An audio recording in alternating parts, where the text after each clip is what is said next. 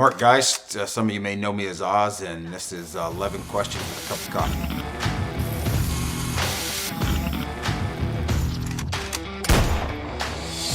Like I take my women, strong, black, and bitter. No, it's usually just mostly through K-cups, and that's just out of convenience more than anything. I like it like that. I really, using the other methods, I like it, but it's just usually when I'm up in the morning, it's up, get the day going, and K-cups make it simple and not a lot of cleanup and all that. Probably on right before in Benghazi, September 11th, 2012, before I went out the gate with that female case officer on our dinner date. I think that's probably the weird. That's probably, it wasn't real at the time. It was like normal. You look back on it, it's like, huh? Last cup of coffee I had. Probably a lot of my recovery after getting injured in Benghazi. Mental was, I don't know. Now it's then I don't know. I think it was balancing between. The hardest thing mental was always balancing between my commitment to the job and my commitment to my family. And I don't know if that was mental or emotional, but probably as much emotional as both, because you love both and you're torn between the two. My relationship with the Lord. I mean, I've always had that relationship, but before the way I explain it is before Benghazi, it's kind of like, here's the straight and narrow, I bounced across it. I lived my life for the Lord in the way that fit me instead of the way that He wanted me to. I think the experience through Benghazi kind of got my attention. I'm a hard-headed Marine, and took God blowing me up 3 times to say, hey, do I got your attention? So now it's helping people, make a difference in other people's lives.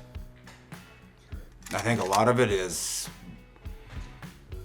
it's like all of us that are in this kind of profession. I call it fighting monsters, but why we do what we do. A lot of people think we enjoy what we do, but the joy isn't because it's because we're helping other people. We're making a difference in somebody else's life. We're part of something bigger than ourselves. It's that selfless service. Nowadays, by the smile on my little girl's face. If she's got a smile on her face and she's happy at the end of the day, then I know I did something right. She's kind of like my do-over. She's my 7-year-old. My 2 older kids, I was gone most of the time, so that's kind of one of the things that probably one of the regrets in life. But so success now is dependent on where she gets in life and how she is. I've got to say Mountain View because I live in Colorado. I step out my back deck and I've got the front range of Colorado Springs along the Rocky Mountains. I got Pikes Peak and the Air Force Academy about 5 miles away. It's just peaceful. Too many houses around me, but that's the peaceful part of it. 9. My superpower would be,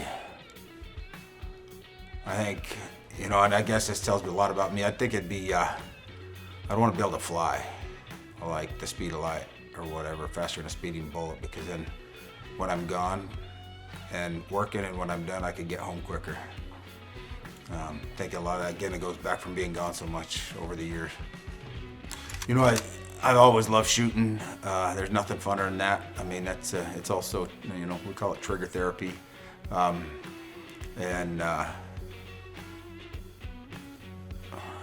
than that, I think that's about it, other than just spending time with my little girl and my family. That's an easy one. That's a 10. I mean, if you go into it with anything less than that, you're not going to make it anyway, so give her hell.